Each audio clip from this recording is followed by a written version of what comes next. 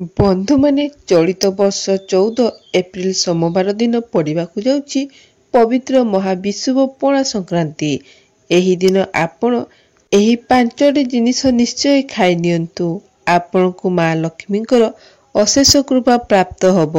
आपनकर समस्त प्रकार आर्थिक समस्या दूर होइजिब एवं विभिन्न दिगरु आपनकु धनर लाभ हब। बंधु माने बैशाख मासरे जेबे सूर्य महाग्रह मेष राशि रे गोचर करती सेही दिन को आम्भे माने पणा संक्रांति भावरे पालन करिथाउ। एहाकु मेष संक्रांति बोली मध्य कुहा जाई थाए।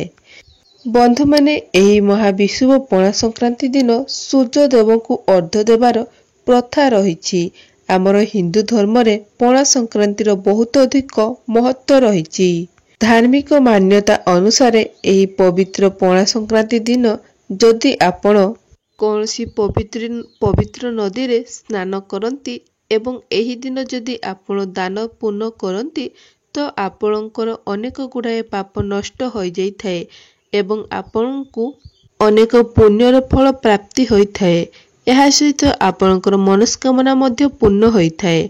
पवित्र पणा संक्रांति दिन धन सुख समृद्धि सफलता प्राप्त करिया पई माँ लक्ष्मी को प्रसन्न करिया पई अनेक प्रकार उपाय पालन करिथांती।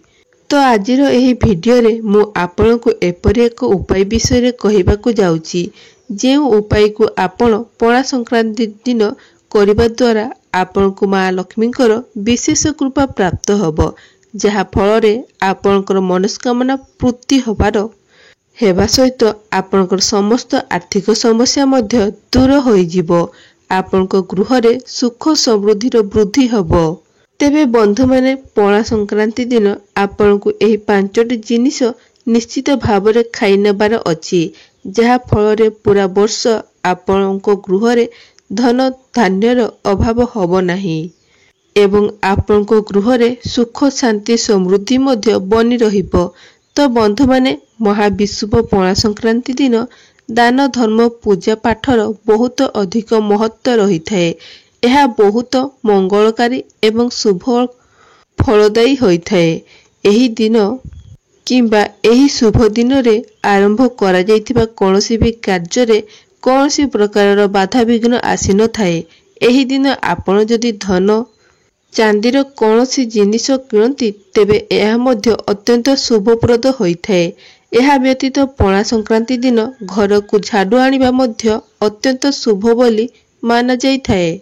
एही दिन जदि आपण निज घर को प्रभु श्री गणेशंकर प्रतिमा किंबा फोटो किंबा मयूरपुच्छ घर को आणती तो एहा द्वारा मध्य आपण को ईश्वर को कृपा प्राप्त होई थाए। एही दिन आपण माँ लक्ष्मींकर चरण पादुका मध्य निज गृह को आनी पारिबे। एही दिन माता लक्ष्मी को प्रसन्न करिया पई आपण माँ लक्ष्मी को पद्म फूल अर्पण करंतु, गुआ एवं गुजराती अर्पण करंतु। माँ लक्ष्मी को लाल रंगर चुनरी अर्पण करंतु। एही पवित्र पणा संक्रांति दिन आपण निजर गृह रे मिष्टान्न निश्चित भाव रे प्रस्तुत करंतु एवं माता लक्ष्मी को ताहा अर्पण करंतु। आपण जदि चाहिबे तो चाउलर खीरी प्रस्तुत करी आपण माँ लक्ष्मी को अर्पण करि परिबे, कारण चाउलर खीरी माता लक्ष्मी को अत्यंत प्रिय होई थाए। तेबे आपण निज गृह रे चाउलर खीरी प्रस्तुत करी माँ लक्ष्मी को निकट रे भोग करंतु एवं भोग करि सारिला परे ताहाकु घरर समस्त सदस्यंक सहित मिसी आपण सेवन करंतु। जदि आपण समस्त सदस्य मानक सहित मिसी एही खीरीर सेवन करंती तो एहा द्वारा आपनक गृहर सदस्य मानक मध्य रे भल पाइबा बढ़ी थाए, एकता बढ़ी थाए, गृह रे शांति श्रृंखला मध्य बढ़ी थाए। बंधु माने पणा संक्रांति दिन हनुमान जयंती पड़ुथिबारु एही दिन आपण प्रभु हनुमान को निकट रे लड्डूर भोग मध्य अर्पण करि परिबे, कारण प्रभु हनुमान को लड्डू अत्यंत प्रिय होई थाए।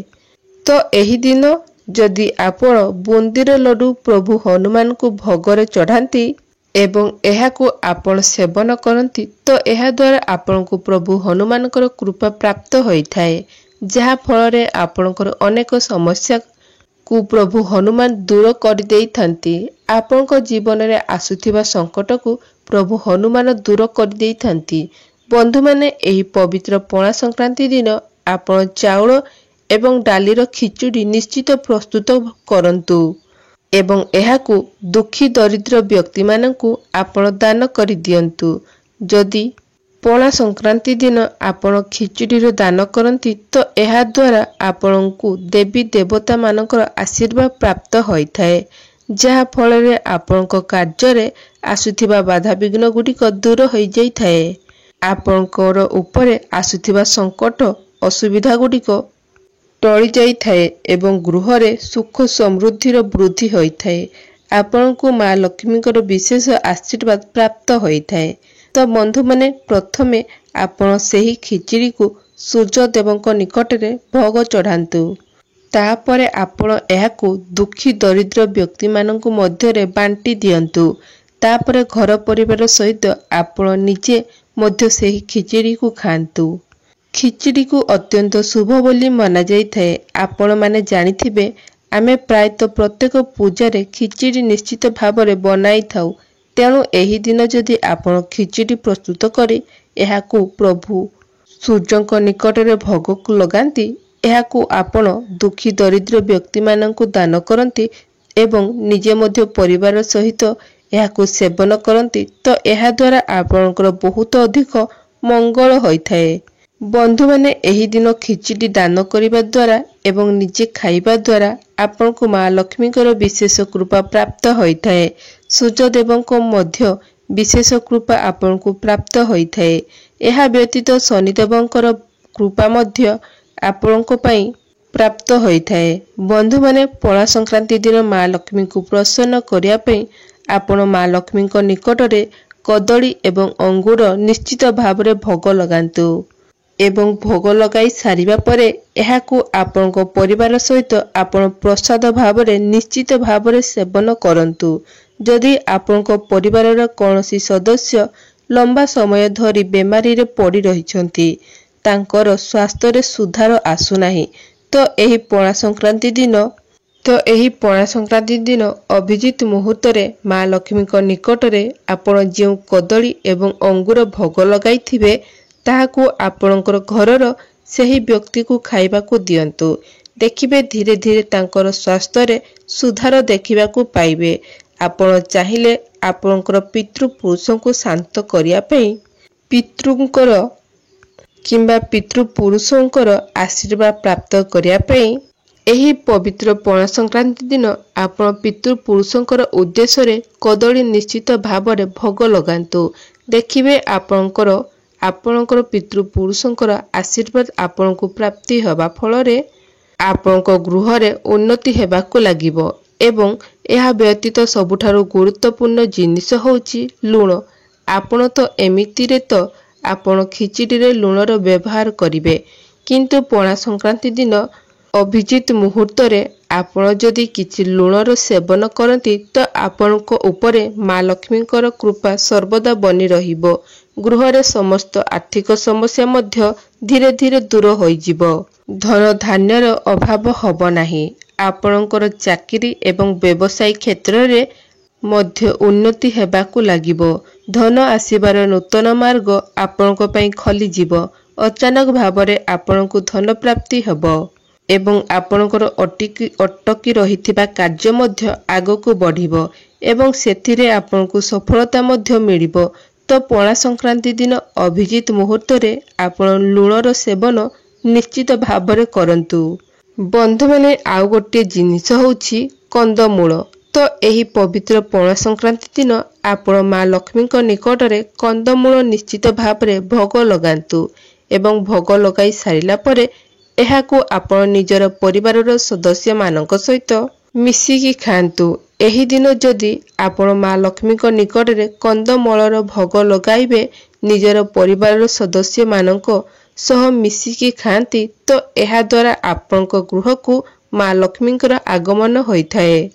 ଏହି ଦିନ କନ୍ଦମୂଳ ଖାଇବାକୁ ଅତ୍ୟନ୍ତ ଶୁଭକାରୀ ଏବଂ ଲାଭକାରୀ ବୋଲି ମନାଯାଇଥାଏ। ଏହା ଦ୍ୱାରା ଆପଣଙ୍କ ଗୃହରେ କେବେ ବି ଧନ ଧାନ୍ୟର କମି ହୋଇନଥାଏ। बंधु माने एही सबु खाद्य सहित आपण जदि पणा संक्रांति दिन चना एवं बेलर सेवन करती एवं एही सबुर दान करती तो एहाकु अत्यंत शुभप्रद बोली मना जाई थाए। बंधु माने पवित्र पणा संक्रांति दिन आपण निजर पूजा घरे दीप जळाइबा सहित घरर मुख्य द्वार सामनारे मध्य आपण दीपटी प्रज्वलन करंतु एवं किछि कथार मध्य आपण पणा संक्रांति दिन ध्यान रखिबा उचित। पणा संक्रांति दिन महिला माने भूल रे भी मध्य निजर केशकु धोअंतु नाही एवं केशकु मुकुला करंतु नाही एवं एही दिन आपण निज घरे जुक्ति तर्क ठारू दूरेई रुहंतु, कलह ठारू दूरेई रुहंतु। आपण जेते पारिबे सेही दिन गृहरे शांति श्रृंखला रक्षा करिया पई चेष्टा करंतु। एहा जेहेतु एक खुशीर पर्व अटे तो एही दिन आपण निजर परिवार रे खुशी रे रुहंतु। काहा सहित आपण कलह किंबा काहार मनरे कष्ट देला भली कथा काहाकू किछि कुहंतु नाही। एही दिन आपणको घर भितरे हौ किंबा घर बाहरे हौ एही दिन आपण वृक्षलता गुड़िक मध्य काटिबे नाही। बंधु माने शास्त्र रे उल्लेख रहिछि जे एही दिन दिया जाइथिबा दान करा जाइथिबा धर्म केबे भी व्यर्थ जाई न थाए। एही दिन दान पुण्य करिबा अत्यंत शुभकारी एवं लाभकारी बोली माना जाई थाए।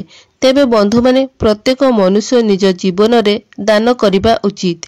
आपण जेबे भी कोनसी असहाय व्यक्ति को देखुचंती तो आपण तांकु सहाय्य करिबा उचित। किंतु जेतेबेले आपण काहाकु सहाय्य करूछंती किंबा किछि दान करूछंती सेतेबेले एहा जदि आपण गुप्त भावरे करंती अर्थात एहाको न कहि करंती एवं सही दान करिवा परे आपण निजे मध्य ताहाकु भूली जानती तेबे ताहा ही आपणको पई सर्वोत्तम होइथाए। जदि आपण दान करिबा समय रे काहाकु जणाई कि दान करूछंती एवं आपण ताहाकु बारंबार अन्य माननको आगरे कहउछंती तो एहा रो कोनोसी भी मूल्य न थाए। बंधु माने एही दिन जदि आपण आपनको गृह को कोनोसी भिक्षुक कोनोसी असहाय व्यक्ति को आसुछंती एमिति भी कोनोसी पशु पक्षी आसुछंती तो काहाकु आपण खाली हाथ रे फेरांतो नाही। कारण आपण निजे भी जानती नाही ईश्वर कौ रूप रे आसीबे। कारण ईश्वर आम मानंकु बारंबार परीक्षा करिथांती, आमर मानविकता को परीक्षा करिथांती। सेतिपई भूल रे भी मध्य आपण काहाकु खराब व्यवहार देखांतो नाही। बंधु माने पणा संक्रांति दिन गोमाता को सबुज चारा सहित गुड़ खाइबाकू दियंतु। आपण जानती गोमाता शरीर रे 33 कोटी देवी देवता वास होइथाए तो आपण जदि गोमाता को एही दिन सबुज चारा सहित गुड़ खाइबाकू दियंती तो आपणकू 33 कोटी देवादेवी आशीर्वाद प्राप्त होइथाए। एही दिन आपण कोनसी गोशाला को 14टी गुड़र खंड नेइकी जांतु एवं चारा सहित एही गुड़ को गोमाता को खयबा समय रे गोमाता चरण को छुई आशीर्वाद नियंतु एवं एपरी करिबा द्वारा मनुष्यर समस्त पाप नष्ट होइथाए। तो बंधु माने एही पवित्र पणा संक्रांति दिन एही कार्यगुड़िक आपण निश्चित भाव करंतु एवं एहार शुभ फल मध्य आपणको जीवन रे निश्चित भाव देखिबाकू पाई परिबे। तेबे बंधु माने भिडियोटी जदि भल लगी थाए तेबे भिडियो को लाइक करी चैनल टी को सब्सक्राइब करि नेबे एवं कमेंट बॉक्स रे भक्ति एवं श्रद्धार सहित जय मां लक्ष्मी निश्चय लिखिबे।